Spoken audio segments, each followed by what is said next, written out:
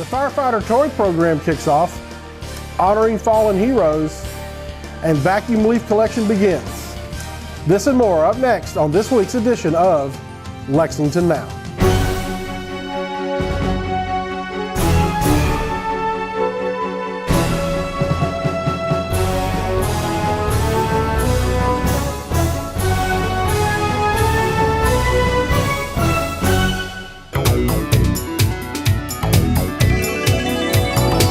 I'm Brad White in for Sherelle Roberts, and this is Lexington Now.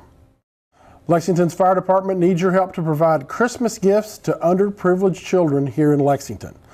The department announced its annual toy program in a press event. Good morning. My name is Todd Houston. I'm the president of the Fraternal Order of Firefighters here in Lexington, and I'd like to thank everybody for coming out to the official kickoff of our 2017 Firefighter Toy Program.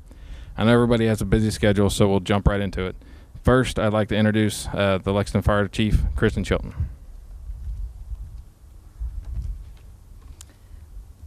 Good morning, everybody. It's not just an honor to be here today, but simply a pleasure. The fire service is all about tradition, and the Fire Toy Program is an 86-year tradition of helping. Is a 86-year-old tradition of helping families bring joy to their home during the holidays. It's a tradition I'm personally very proud of. We also have a tradition of service, and thanks to the Fraternal Order of Firefighters, it allows us to also serve in other ways, not just the toy program, but to purchase clothing for children who need it and to install smoke alarms to help keep Lexington families safer. I'm very proud today of these traditions and services, and I'm very thankful to our community partners like Paul Miller Ford and Hands On Originals, who recognize the importance of these programs and join wholeheartedly with us in serving this community. Finally, I want to give a big thank you to our community. Last year, we took in over $100,000 in toys, and we were able to help over 1,000 children to have a Merry Christmas.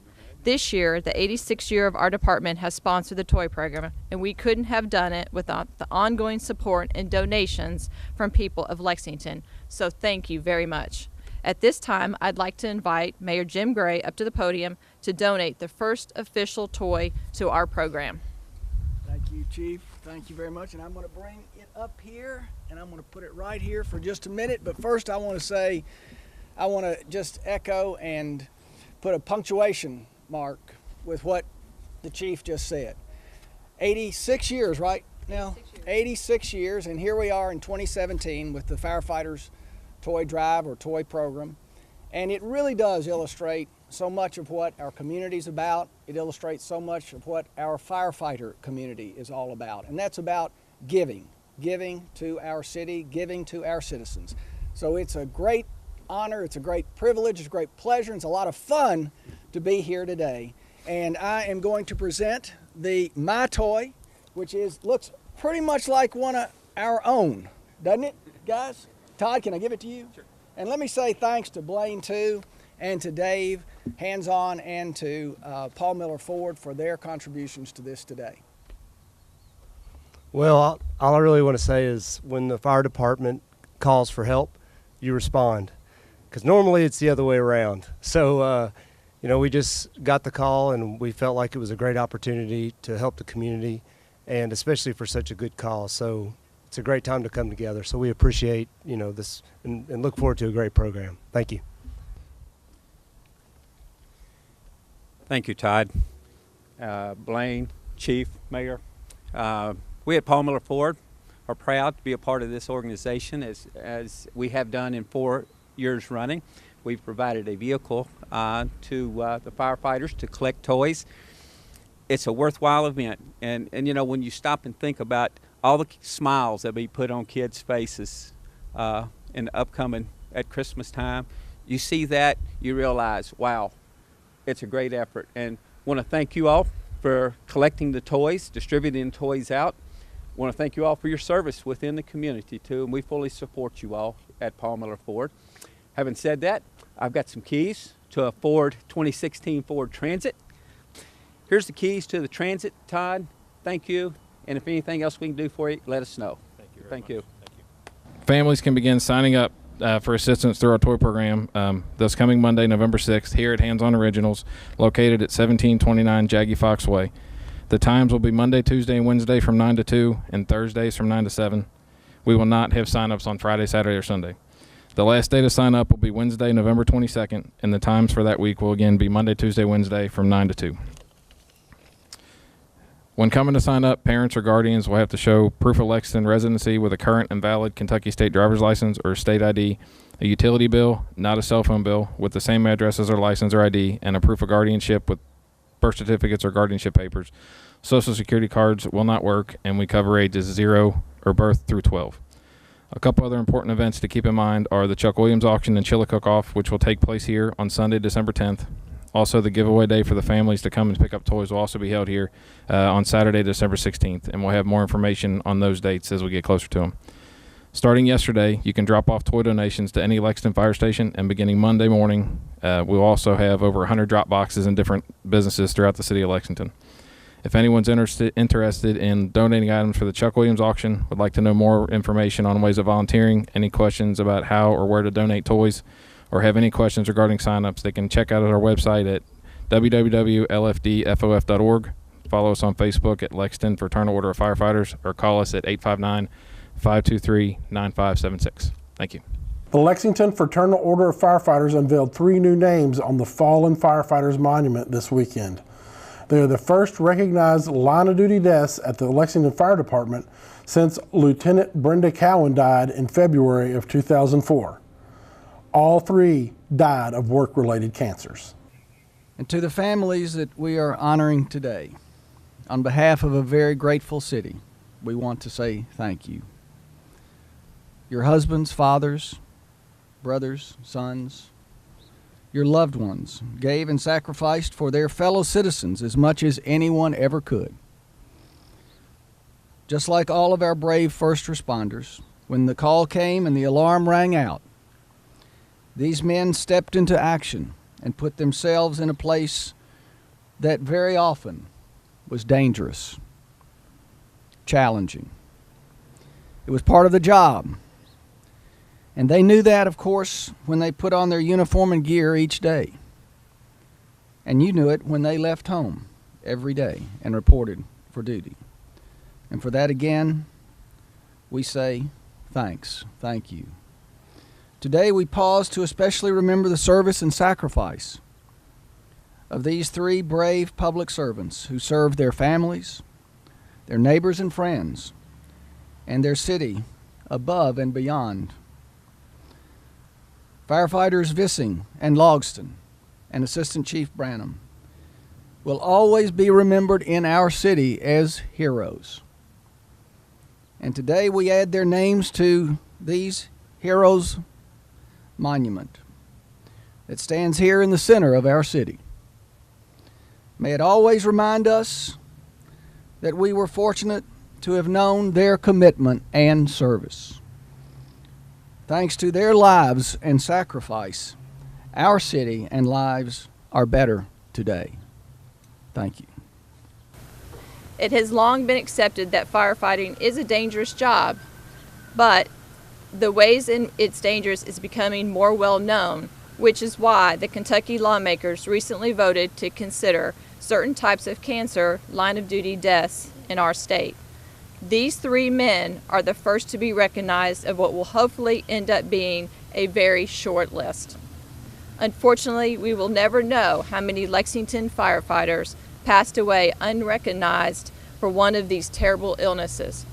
We just didn't know then what we know now. In honor of these men and all our firefighters, past, present, and future, I ask that you join me in ensuring that our department has the training, education, and equipment it needs to continue to protect this city safely. Let's make it our goal today that no more names get added to either side of this monument. Thank you. Firefighter Joseph M. Vissing, employee number 35105, badge number 864. Firefighter Joe Big Sexy Vissing started his career with the Lexington Fire Department on March 30th, 1998, and after recruit class was assigned to the 2nd Platoon. Throughout his time here, he became a paramedic and was assigned to several different EC units, ladders, and engines, before finally settling down to his longtime home of Ladder 7 at Station 22. After spending 8 years at Station 22, Joe decided to finally move out to the country and transfer to Engine 18.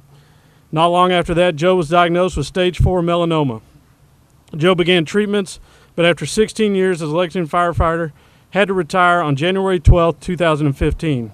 On April 30th, 2015, firefighter Joe Vissing passed away from melanoma.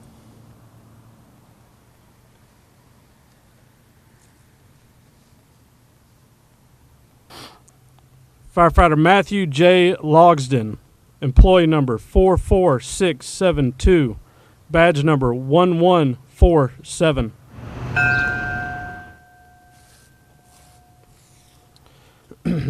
Firefighter Matthew Logsden started his career with the Lexington Fire Department on June 26, 2006, and after recruit class was assigned to the 2nd Platoon.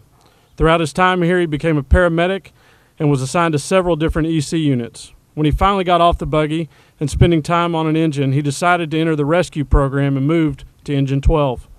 On August 11, 2014, Matt transferred shifts and moved to Engine 8 on 1st Platoon.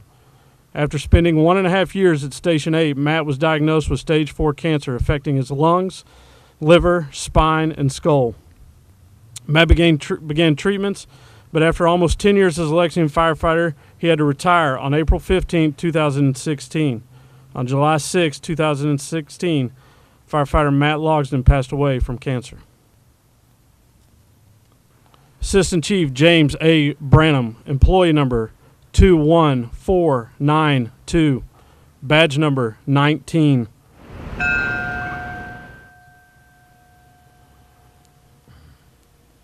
Firefighter Jim Branham started his career with the Lexington Fire Department on February 17, 1986, and after recruit class was assigned to the 1st Platoon.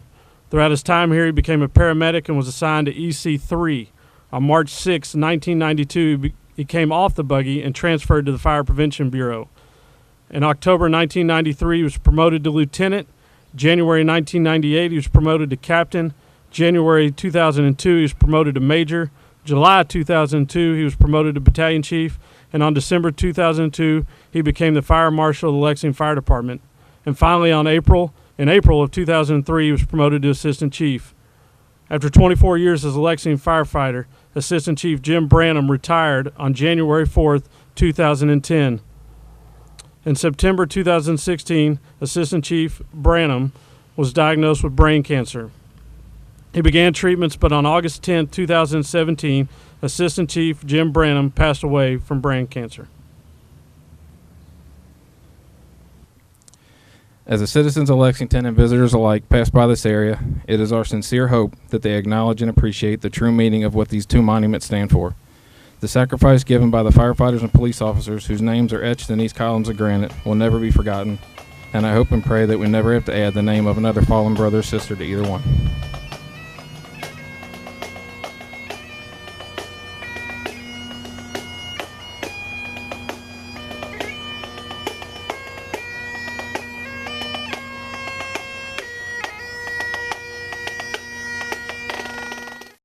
The Fallen Firefighters Monument is open to the public and is located downtown in Phoenix Park.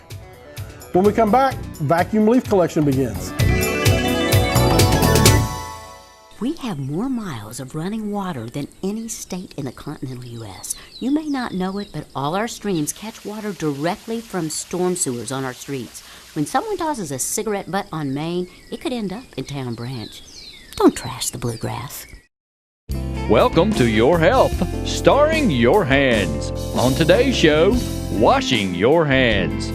If people don't wash their hands often, especially when they're sick, they can spread germs directly to other people or onto surfaces that others touch.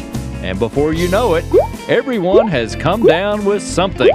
It's important to wash your hands frequently with good soapy water.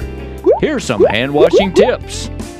Wash your hands after using the bathroom. Wash your hands after coughing or blowing your nose. Wash your hands before eating, serving, or preparing food. Wash your hands after playing with your pets or touching other animals. Wash your hands after outdoor activities. Wash your hands before and after visiting someone who's sick. Wash your hands when they get dirty. And wash your hands after changing those diapers. Thanks for watching Your Health, and remember, wash those hands frequently. Cigarette butts are Lexington's #1 most littered item. Don't trash the bluegrass.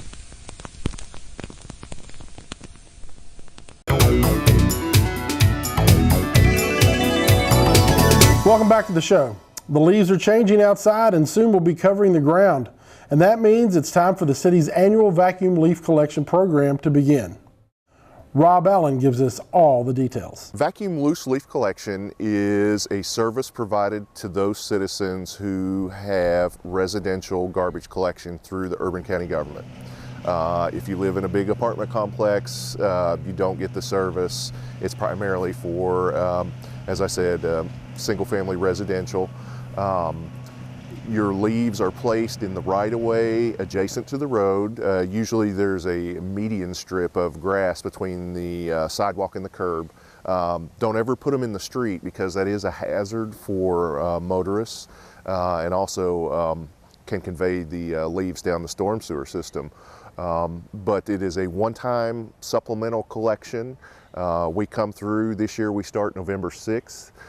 We come through your area and we collect these leaves. If leaves come down after we've been through or even before, or if you're in Europe when we come through, there are alternatives. Of course, your primary collection would be the yard waste cart. You can also use the yard waste bags, and they'll collect those weekly on your yard waste day. You can also haul them yourself to the Haley Pike landfill, or we always have the option of going with a commercial contractor. One thing that's different this year and years past, we are asking folks to set out their leaves either on Sunday night before collection starts in their area or Wednesday night. This is to help people so their leaves don't sit out. If we tell you to put them out Sunday night and we don't get to you until Saturday, that's quite a while for the leaves to sit there wet on top of the grass or with the wind blowing or things like that. So the driver for that is people would go to lexingtonky.gov/leaves. There's an interactive map. You would type in your address and it'll tell you your collection date and when you set your leaves out. An alternative is you could call the good folks at Lex Call 311. They'll walk you through the same process if you're not comfortable with that map. Please do not include any large sticks, trash, debris, dead critters. This could damage the equipment and injure the workers.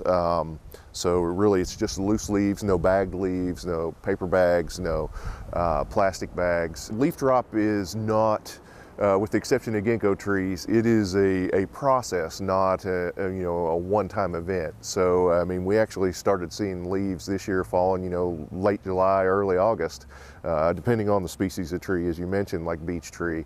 Whereas you get into the later end with pear and some of your younger oaks that tend to hold their leaves longer. So hopefully we'll help folks out. And as I said, if it's not exact for your trees, you still have alternative disposal methods that are pretty efficient. And we keep that yard waste program going usually through the winter.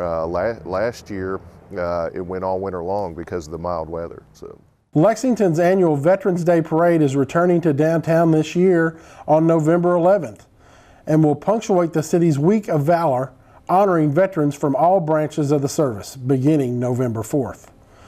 Air Force veteran and parade organizer Candace Bradley fills us in. The Lexington Veterans Day Parade is going to be on November the 11th at 2 o'clock, and we're going to have a 1 o'clock kickoff with the Lexington Singers, so we hope that everybody comes out for that. We have two wonderful Grand Marshals, Mickey King, who is an Olympian and also an Air Force veteran, and then Matthew Bradford, who is in the Marine Corps. He was a veteran in the Marine Corps. When I graduated from college, I went into the Air Force within a week. And the reason was, back then, that was one of the few places, the military, where you could get equal pay for equal work. And it was a 4-year gig, And I retired 25 years later. And I had a great career. And it included competing in the Olympics. And I was able to have double duty. I had an Air Force job that was meaningful and special. And I was able to train on my lunch hour for my first workout, and I trained after work for my Olympic goals. And I was able to do both. Gosh, I can't tell you how touched and honored I am to be a part of this really, really special event on Veterans Day. You know, like I said, I joined the Air Force for a 4-year tour and ended up staying for 25 years. It's because it was so special to me. And it was during the Vietnam conflict, and there was a lot going on in the world in the 60s that it kind of been diminished over time. And that's why the veterans, especially the veterans that go back that far, are really special to be honored and to be remembered. And so what a thrill, and how it touches me to be in the role of a Grand Marshal. I don't know what else to say. I'm kind of lost for words, but I want everybody to know how touched I am to be part of it.